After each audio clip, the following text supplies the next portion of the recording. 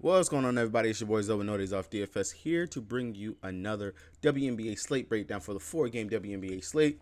Yes, right now on my screen, I got the game that's going on currently right now, so I am recording this the day before. We got the New York Liberty taking on the Washington Mystics. If you guys got to catch that showdown, we nailed a lot of what I talked about in the showdown. Pretty good on the head. Sykes, Cloud, both of them, they're popping off. They're doing what they got to do to keep the team afloat. On the other side, you got Shakira Walker. She's actually having herself a pretty decent game as well. On the other side, Jonquel Jones, I did talk about how she was going to be probably a key factor for the fact of she'd be different on today's slate, since the matchup that she's going into today is going to be much different than what she was the first two times. And actually, she started off hot and she stayed hot, killed her on the rebound and everything. And then Sabrina Ionescu on the other side, she's doing pretty good as well, 14, 7, and 9. And you got Stewie doing what she does out there. Vandersloot, she's all right. She's pretty mid today, but she's doing all right. And then Laney as well to round out their starting five. So overall, not too bad. I will say that Queen thus far, kind of mid-level, hasn't really done nothing.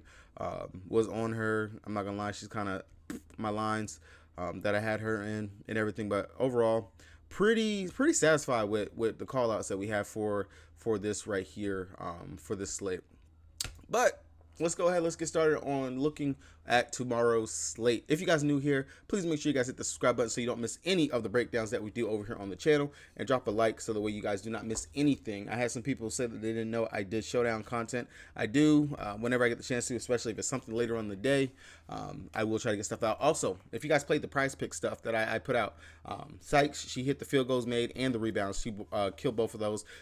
Cloud, she killed her fantasy point prop. And then Jonquel Jones, she literally smashed the point prop that we had her for right there within the first quarter. Like in the first probably 5-6 minutes, she was over that, had 13 points real quick and in a hurry.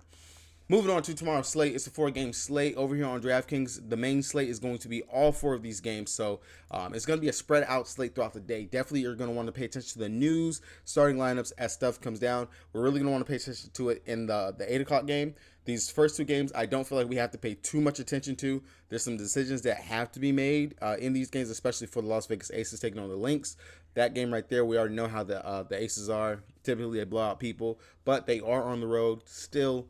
The Lynx, they're figuring it out. They're playing much better. Should be a close game, just like what we just saw with the Storm. Storm held on pretty good inside that game, so definitely going to be interesting to break that down. Starting over here, the Connecticut Sun taking on the Dream. No news. That's good news. We don't got nothing to worry about. And we just seen this matchup not too long ago. They literally just played like 2 days ago. So this is a rematch of that right there. Heidemann, she popped off in that game right there. So it's going to be interesting to see the adjustment that the Dream do make in this game going up against the Sun again. Of course, we got the Aces taking on the Lynx. Parker, she is still out. Banham, Shepard, they're both out for the Lynx. Nothing really new. Same starters and everything right here. It's going to be interesting to see how this game is going to go itself. The Aces and the Wings, they're still without Diamond Shield and Lopez. So same starters. Everything's good and groovy for them over here. Over here for the Spark side, now Carly, she is a game time decision for tomorrow. She has a knee injury. Honestly, gonna be a little surprised if she plays. I'm not gonna lie, because normally knee injuries, ankle injuries, those things like that, possibly want to hold out a player. But definitely we do want to know that, because if she's gonna be out, then we might see we'll see someone else slid into the starting lineup. It'll be interesting to see how they run that. Maybe if they go with the all big lineup, because the Dallas Wings, they do run a very big lineup with McCowan, Howard, and Satu. All 3 of them. Maybe we might actually see Hamby get slid back into the starting lineup, and you move Clarendon back to the 2-guard spot. Then you got Canada right there. And then the last game on the slate, we have the Sky taking on the Storm. Should be a pretty fast-paced, nice shootout type of game right here in this one right here. Definitely don't feel like it has blowout potential. So pretty decent games on tomorrow's slate for us to attack and go through. So will be very interesting to see how we can break some stuff down and build for the slate. All right. Going on here to DraftKings, the site that I play the most on, the site that has been winning us that coin and that money throughout the season, and we definitely want to get back on the winning train over here. If you guys knew you don't have an account, check the link down in the description below so you can get that deposit match bonus and join me over here on DraftKings to help win some money. Starting with the first game on the slate, we got the Sun taking on the Dream. like I just said, we just seen this game not so long ago, and we already know how it goes. Typically, it's going to be AT. That's going to be the first one that we're going to want to look at. As always, she's going to have command all the usage and everything. Right now, with the way that the Dream, they're running out, I have not seen anything that has says that Cheyenne Parker is injured. Cheyenne Parker has done something drastic for them to want to change the starting lineup, but we've seen Monique Billings be thrust into the starting lineup. Last game, we just seen how that fared with AT going out there. And she dropped 43.5 fantasy points, 12 points, 2 blocks, a steal, 7 assists, 10 rebounds. Definitely think she can repeat that right here in the spot. Sitting at 11.5 might be one of the better spend-up options that we do have on the slate. And then coming down, Wnba Bonner went out there. She had a mid-level game, nothing too crazy, but she does average more points on the road than she does at home. She definitely has to play up quite a bit on the road, so this might be a spin-up spot where we can go to Wnba Bonner. I actually do not mind both of them, and they are celebrating some really cool news because they just got engaged today. I just seen an Instagram post about it that they are getting married. So lovely couple. Maybe they might go out there, celebrate with a bang, and pop off on tomorrow's slate and have a really good one. But Bonner, AT, don't mind either one of them. Tiffany Hayes, this is where it comes down to what will the guards go out here and give us now. Tiffany Hayes, she kind of took a back seat to Heidemann, dropping those 20 points inside the third quarter. Definitely, this is a quote-unquote revenge spot for her once again. Playing in the A, possibly could be the Tiffany Hayes show instead of it being the Heidemann show. Like I said, Heidemann, she popped off 24 points, 42.25 fantasy points in that last game in 32 minutes. The most minutes she's played in quite some time. With that being said, this is what makes Heidemann for me a very big GPP play because I don't know what Heidemann I'm going to get. The matchup is decent. If I'm being honest, it's not great. It's not, whoa, wow, this is a spot she can go out here and smash, go out here and do whatever the heck it is that she wants to do. Because as you see, prior game where she played 20 minutes going up against them, she only gives 11.5 fantasy points. She played 24 minutes and she gave us 8.5. That just makes her a huge GPP play for me because I don't know exactly what I'm going to get. Now the range of possibilities that she's given is so up and down and it's all over the place. Same thing for Tiffany Hayes. She played 11 minutes, gave us 3.25, and then 21 minutes, she gave us 20.5. Now, granted, this thing right here with the 21 minutes, probably also due to the fact of she didn't get in as much foul trouble as what she did the first go around going up against them. Now, in this game, last time she had 4 fouls. Probably also another factor of why Heidemann was able to pop off and do what she did. So if we think that Hayes has learned a lesson and figures out how to keep her hands to herself, I don't mind running the Hayes here. If you want to go with her over Heidemann, just because I feel like people might chase that ceiling game that she just had, which is a ceiling game. That was a ceiling game. Now, we have seen it where players are able to pop off in back-to-back games. Prime example early in the season when we had Courtney Williams. She popped off for 2 games in a row, but it's going to be whether or not if you want to ride with that. That is a risk factor to me going into this because she has not shown the consistency there for that. Looking at Dejanay Carrington, definitely still I like to go to her. Her minutes, they seem to be back on that roller coaster type pattern, but we know if she comes in and she gets hot, and if Hayes gets in foul trouble or Heidemann, she just doesn't have it in this matchup again, I don't mind going to Carrington here. In the games early in the season, she played 22 and 29 minutes, gave us 27 and 16.5 fantasy points. So decent floor, I will say, for Carrington at 7K. I understand maybe coming down to get the savings for Heidi instead of her. And then Taisha Harris, she went from playing 20 plus minutes, dropped down to 8, but was pretty much a fantasy point per minute player in that position of spot. I don't mind going to her right here in this position as well, just for the fact of never know. It's such a toss up for me. Just being honest, straight up coming from the Connecticut Sun. AT, Wnba Bonner, 2 players I'm going to look at right there, my primary guys. And then Rebecca Allen, just because she's starting, she's going to get the burn and run of minutes. And I know she brings it on the defensive side as well. Those 6 blocks, I don't expect that again. That is another one of those things you call an outlier game. 6 blocks, I'm not going to expect that again here. But just knowing that she does have the upside to do something like that, I will go ahead and consider her. So the 3 forwards are technically the ones I'm going to look at for the Sun. I'm not really going to touch those guards. It's too iffy with the mixing pot of what we can get from Hayes, from Heidemann, and from Carrington. It's going to make me not want to go there. All the other rotation pieces, O&O, Brown, all of them, not worth it to me on the slate, looking at any of them and stuff like that. All right, going over to the Dream side. Of course, we know for them, Ryan, Alicia Gray, normally was going to be Cheyenne Parker, but now Cheyenne, her being moved to this bench role and us not knowing the true clarity of what's going on right there in that spot makes me not want to even touch Cheyenne Parker. They still got her priced up at 8.7 as if she's a starter. Not going to touch that unless they say she will start. If they say she'll start, I will go ahead and consider even playing Cheyenne Parker, but right now, not touching that until we get some clarity on that one. Now, Of course, Ryan, Gray, they both play really great at home. Gray has been more consistent in this matchup going up against the Sun. Of course, we know typically one of the guards are going to have a good game between Alicia Gray and Ryan. Just depends on who's actually going to be on for the day. With Gray, her consistency is the thing that I always stick out and point to whenever I'm deciding between who do I want to go to between her and Ryan. And the price savings, it also helps quite a bit, especially for Gray. Last time she dropped 37.5 going up against them a couple days ago. And then in the earlier two games that they played, she dropped 34 fantasy points and 43.5 fantasy points. And that game was an overtime game. The second one, she dropped to 43. So she's been pretty consistent going up against them. At 9-8, I don't hate that if I want to get somebody from this game and I don't want to play like a Wnba Bonner or AT, something like that, Gray would probably be my choice. Now, coming down, I normally say I don't know what cup of coffee I'm going to get, but now I'm starting to see the coffee that I am going to get. With Cheyenne Parker going to the bench, more rebounds have opened up for Nia Coffee. Coffee looks confident out there. She is playing with a grit and grind that we have not seen in quite some time from her. She looks very consistent. She dropped back-to-back 30-plus fantasy point games. Sitting here at 7-6, that's kind of a steal for what she's actually able to go out here and what she's been doing over these last couple games. Now, I'm going to say in the first two games that she played going up against him, 25 minutes, she dropped 12.75 fantasy points. And in that second game, 29 minutes, she dropped 22.75. So right now, it's kind of not an anomaly anymore with Coffee, with what she's going out there and doing. You definitely have to consider her sitting there at 7-6. That's a mid-tier value play that possibly can give us a 25 to 30 fantasy point type game, especially now that she has the rebound upside with no Cheyenne Parker in the starting lineup. It's definitely a play that I wouldn't mind running to and going to on the slate. We know that Ari McDonald, she is finally back. She actually played in the last game, played 16 minutes and gave us 13 fantasy points. Looks like there's no rust or anything in her game. If they start Ari McDonald and they say that her minutes might be capped at like 25-ish or something like that at 5'3", I like that. I like that quite a bit.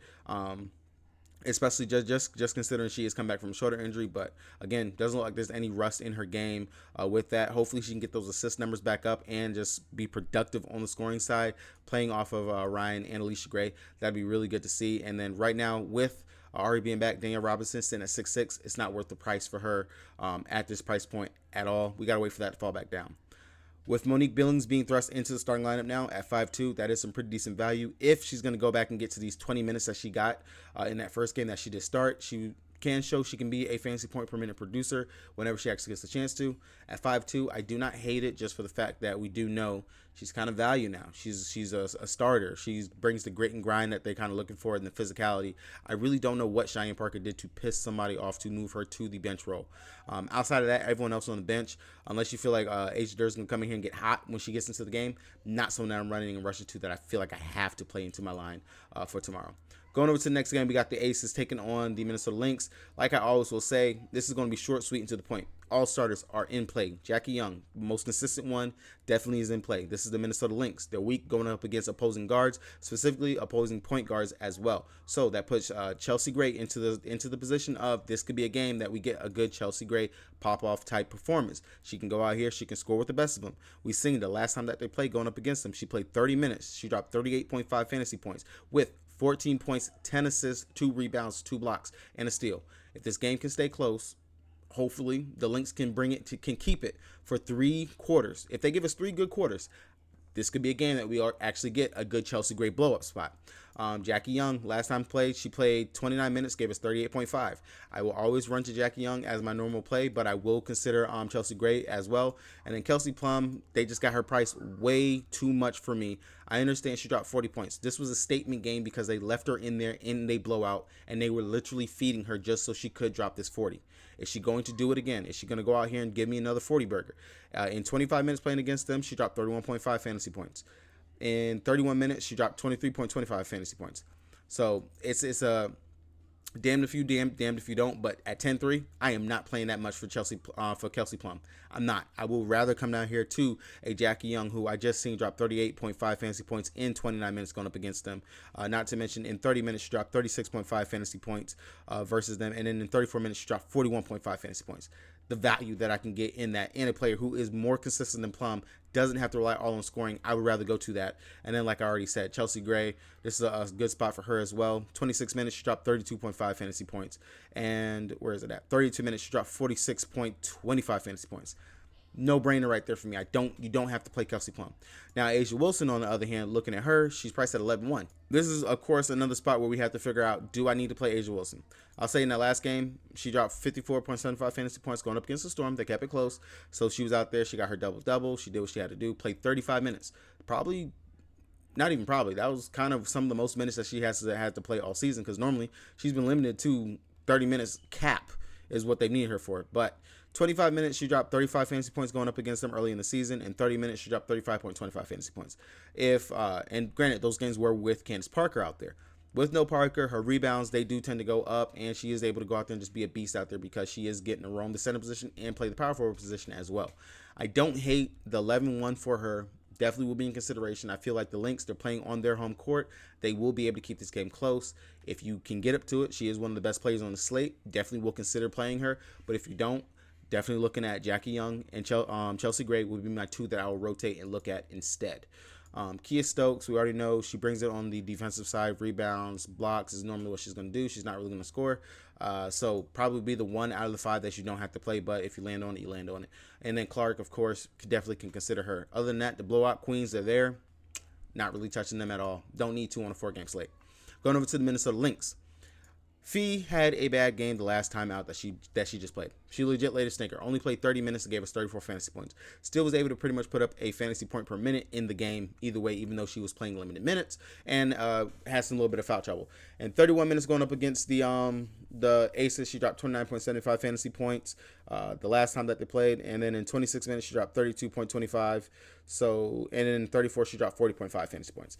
At 10-9, I'm not gonna lie, I would probably rather find 200 more that I need to get up to a Asia Wilson, if at all, just because this will be probably one of the matchups that'll be tougher for her. She's gonna have Kia Stokes and down there on the block. She's also gonna have Asia Wilson, who will be able to match up going up against her and can definitely give her some trouble out there. She is the focal point of the team. Yes, Diamond Miller, she can play really great. Yes, Dorcas just coming off of a all-worldly performance. But those are games that have been far and in between in regards to both of those players that we can't, I'm not going to say we can't rely on, but we shouldn't expect that to become a norm for them, considering that has not been their repertoire of what they've gone out here and given us on a night in, night out basis. 33 minutes, yes, Dorcas, she dropped 41 fantasy points. Last time they played the Aces, she played 24 minutes, gave us 12.75 fantasy points. And then the time before that, she played 29 minutes, gave us 22.25 fantasy points. So, as you can see, I'm not expecting another big 40-plus fantasy point production from her. Yes, probably going to give her some confidence going into this matchup. Definitely, for sure. I would hope so. But not too sure exactly what type of game I'm going to get. Now, Diamond Miller, on the other hand, she played 24 minutes, gave us 25 fantasy points. So pretty much a fantasy point per minute out there. In 21 minutes, she dropped 20.75 fantasy points going up against him in the 2 games that she played. I will consider her just because I'm hoping that consistency and what she just showed in that last game. She was practically on triple-double watch out there. She had 9 assists. She just needed 1 more to go ahead and get a double-double bonus, and then 3 rebounds in order for her to get that triple-double, and she was almost there, giving us a 37.75 fantasy point. I don't expect that again, but her sitting at 7-8, barely right above Lindsay Allen, who was priced more than her recently, right there above Kayla McBride, Tiffany Mitchell. If she's going to be able to go out there and get 30 minutes, that's just the key with Diamond. She just has to get the minutes, man. The minutes. I believe she can actually do it. She, even though she'll be matched up with Jackie Young, she's bigger than Jackie. She's bigger than Jackie. She could definitely be more physical than Jackie, get in there and hunt for her shot and knock down some decent mid-range game, or get to the basket, get some free throws, something like that. She could definitely do that. And then even if they try to put Kelsey Plum on her, Plum's not going to be able to hold or stop her out there. The only things that we have to worry about with her is the foul trouble that she tends to get herself into. Kayla McBride never plays the Aces good. She legit does not play going up against the Aces good at all. 28 minutes gave us 14.25 fantasy points. Let's see. In 23 minutes gave us 9.25 fantasy points. And I don't have the other one. So definitely worth considering not playing Kayla McBride. And then Tiffany Mitchell, Milik, all these other players down here, not really worth my consideration at all.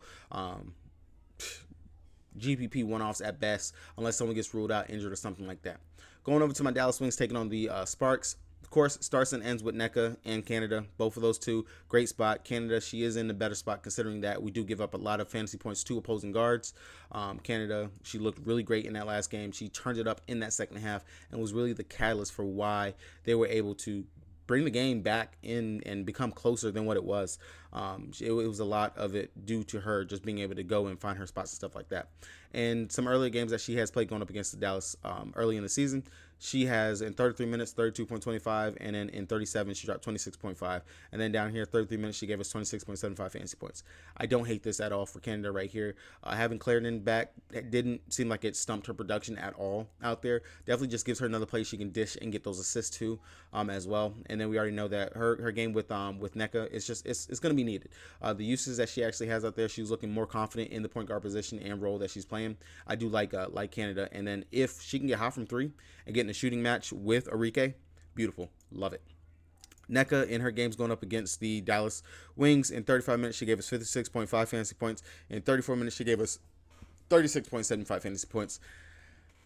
NECA's NECA. Like, just the usage, everything she does, everything for the team. Like, that's just that. I don't really have to dig too hard into that. Azura Stevens, they started her. She played limited minutes. She didn't look too great out there, but definitely will look going back to her as a GPP option, sitting at 8-8. It's going to be two unicorns going up against each other with Azura Stevens and my girl Satu Sabali. So, GPP for me, not really too heavy on her right here. And Hamby with her coming off the bench, not really doing too much. I'm not really going to be looking there. Lexi Brown, I'll be interested to see if she slides back into the starting lineup. It looks like the sickness, whatever she had, she looks fine. She looks great. She was out there. She knocked down her shot. She was looking for her spot. She played really well. If they start Lexi, 6'8", steal. Take it. One of the things that my Dallas Wings are horrible at, perimeter defense, and that is Lexi's game. She goes out there. She can knock down a shot. She can get it going. That just butter money. At 6'8", definitely worth a look, and for the price if she starts. Clarendon didn't look bad in that first game out there. Played 23 minutes, practically gave us a fantasy point per minute. Again, another opposing guard. If Carly is out, and maybe if they go big instead, they don't put Lexi into the starting lineup, I don't mind going with Clarendon as a cheap piece if you don't want to pay up for Canada. If you still want to get somebody going up against the Dallas Wings, just like I feel like this is going to be the money spot, picking out which guard is going to actually pop off going against Dallas, because they do allow quite a bit of fantasy points to opposing guards. So Clarendon, I do not hate that for her sitting at the 6'6" spot right there.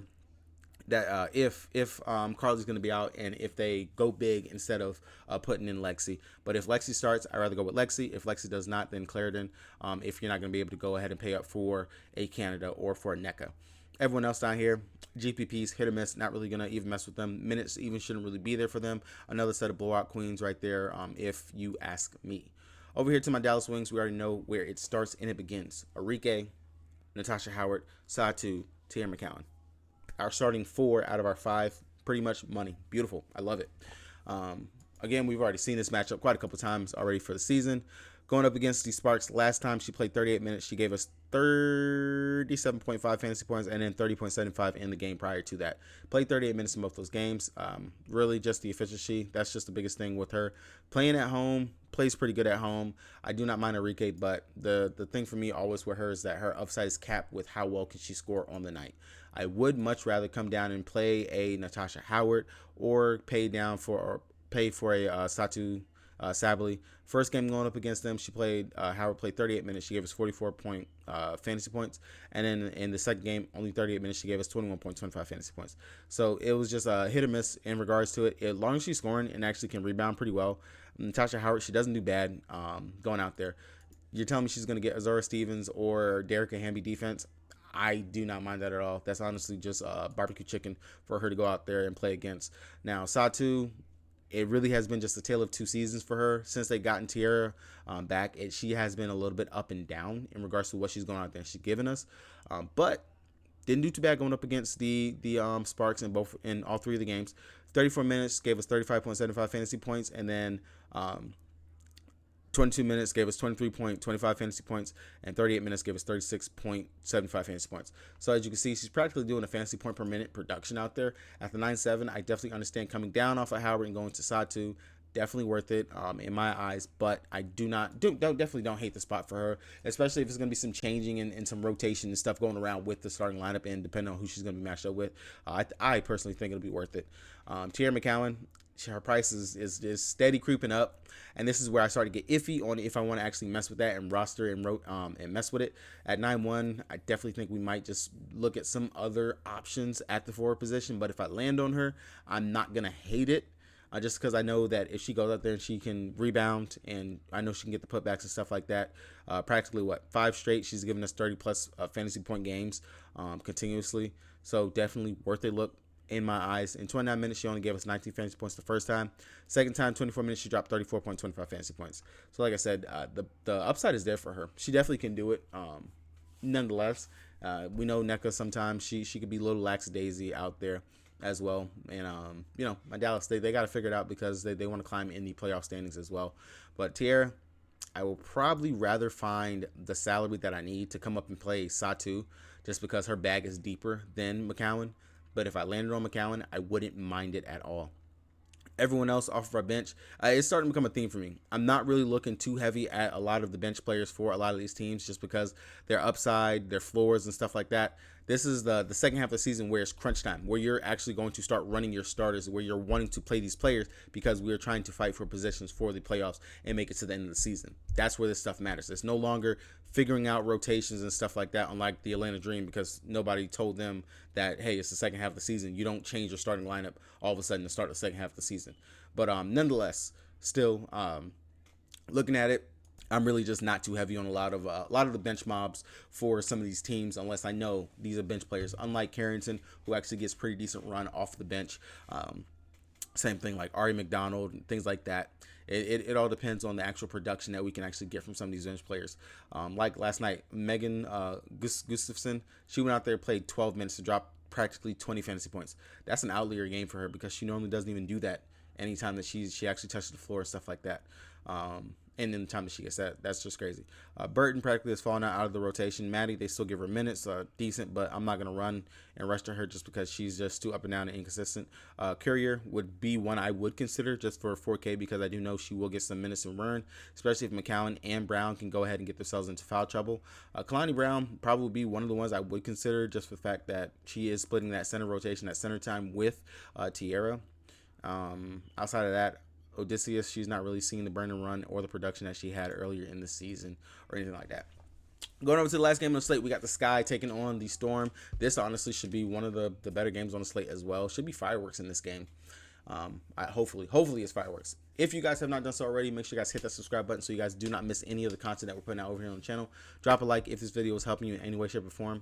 And talk to me down in the comment section. Let me know if you guys have any questions about anything. I will gladly talk to you and go over any of the stuff that you guys want to talk about.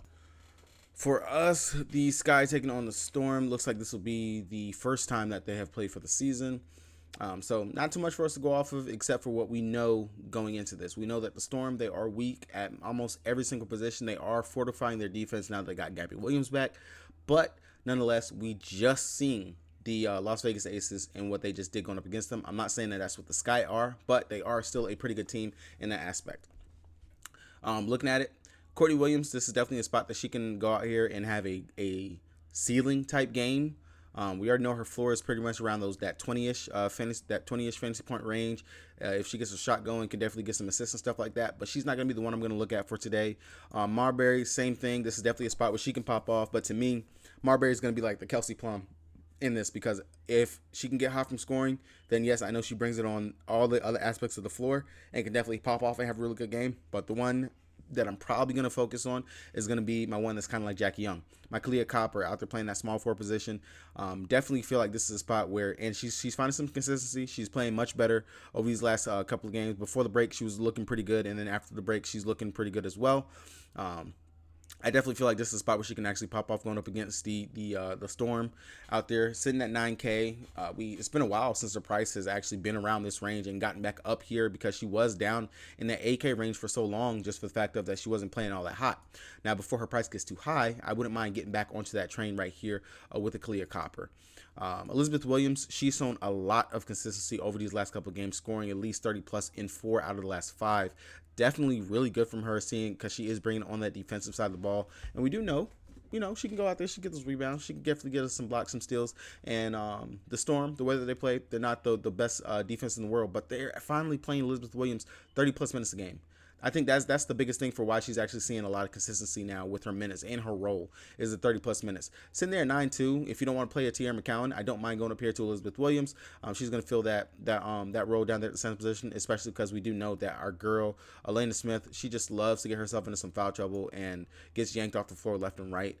But out of the two, Elena Smith, definitely a GPP worthy play because we do know she has those games where she just pops and just goes off out of nowhere, especially if she can get her 3-point ball to fall and get her scoring and get the confidence in that. I know she could bring it on the defensive side and get some blocks as well, along with her rebounding, but GPP worthy. Definitely looking at Clea Copper first, and then Elizabeth Williams will probably be my second play. And then if I land on it, I'm not going to hate it. I won't mind playing Elena Smith here in the spot. Dana Evans, priced down there at the 5.5, more of a range of where I want her at, more around what she's actually going to be able to go out there and do. She can definitely go out there and get us a 20+ fantasy point game in this spot going up against the Storm. So at the 5.5 price range, if you land on it, I do not hate Dana Evans as a play for today on the slate. Burke, Parks, Cone, Herbert, all of them GPP plays. Not really anyone that I have too much interest in. Going over here to the Storm side, Jewel Lloyd, you already know, like that's primarily going to be where we look at whenever we look at the Storm. And her primary factor is she goes out there, she shoots the 3 ball, sitting at 9.9, finally got her down from the 10K price range. So this is a way we can get different because Jewel Lloyd, she's priced down. And this is a spot where we just seen Shea Petty go out there and do what? 4 or 5, 4 or 6 from 3 out there. And we know Lloyd, she's going to take a number of threes, especially if she gets that 3 ball to start falling early. It's going to be game over. It's a wrap for what Lloyd can go out there and do on any slate, any day of the week. I do like Lloyd here in this spot. It's just, especially because we do get the price coming down on her finally. And I do know she can light it up coming off of any curls, some pretty good cutting action, stuff like that. Lloyd definitely would be a staple play for tomorrow. Definitely would have to consider it, considering all the other priced up guards that you got with the Rike, Dewana Bonner, things like that. If you're not going to pay up for some of the Las Vegas Aces guards inside this really juicy matchup going up against the Lynx, definitely will have to consider Jewel Lloyd here at 9.9. That's kind of almost a no-brainer right there for me. Coming out here, Horston, easy. Like I said, easy. She's just been kind of letting us down. Hasn't really produced or anything like that. Horston playing off the bench, she would be someone I would consider at 8.6. I'm not going to force it just for the fact of that's a bit too much for a player that's coming off the bench and not really going to see more than 25-ish minutes unless someone gets in foul trouble. Same thing for Easy. She just hasn't been consistent enough for me to even consider wanting to go to her today at 8.9. Finally looked pretty decent out there in the last game. Played 28 minutes, gave us 29.75 fantasy points. If you land on it, you land on it. But if you don't, you don't. Fan Cam, she's legit just underperformed the last couple times that I've rostered her myself. 16 minutes only gave us 5 fantasy points. 0 of 4 from the free throw line. 0 of 1 from her field goal attempts. Didn't do anything at all. Just got herself into foul trouble. If you want to give her another chance, don't mind going it. She definitely can. We'll be battling down there with Elizabeth Williams as well, but not something that I feel like you got to go to. Gabby Williams, since coming back, she's playing her minutes. She's got bumped up to almost 30 minutes a game at 6'7". I do not mind Gabby at all. Definitely a spot that I wouldn't mind playing her, especially because we do know the steal upside would be there for her, and she does a little bit of everything. She is one of those Swiss Army knife type players. At 6'7", she's going to be priced up in that 7 to 8K range again soon. I don't know why she got a price bump down, considering that she's putting up some pretty decent numbers. Her floor is looking pretty safe for what she's doing, especially if you put that 10 scoring points along with her 5 rebounds and 4 assists right here. That's even better for her in regards to what she can go out there and get us on a night in night out basis. That'll be 23 fantasy points, so almost a fantasy point per minute producer. I do like Gabby Williams here, especially that 6'7". That's a steal for what you're trying to give us for Gabby Williams. Sammy, Ivana, all these guys, if you feel like they're going to come in, knock down the shots, definitely don't mind or hate going to any of them. Kia Nurse, very much hit or miss, not really someone that I'm going to even roster. Her minutes are just too up and down, not someone that I want to go to. Jordan Holmes, looks like she's finally gotten back into the good graces of the coaching staff. And then, of course, whenever you got Fancam going out there and just dudding it up, Holmes, she's going to go ahead and get her run and bun. Russell, she's not playing. Melbourne, she is kind of like almost to the backside of the bench in regards to it, but they are finally letting her get some playing time, considering that she played pretty good before the break. But other than that, she's not touching the court, so that's what I'm saying. She's on the backside side of the bench. Besides what she did before they went on the break, it's not too much for us to even worry about Jade right now. So if you play Jade and you know she's going to play, then yeah, I wouldn't mind going to it. But right now, she's looking like a DNP coach's decision. Same thing with Yvonne Turner. No point going to any of that. All right, guys, that is the breakdown. If you guys made it this far, thank you so much for watching the video. Make sure you guys drop that like button. If you guys would like to see my player pool, my plays, prop plays, and things like that, check the link down in the description below for the Patreon. It's only $10. I promise you can make it back within your first week. With that being said, it's your boy Zoe. I hope to see you guys tomorrow.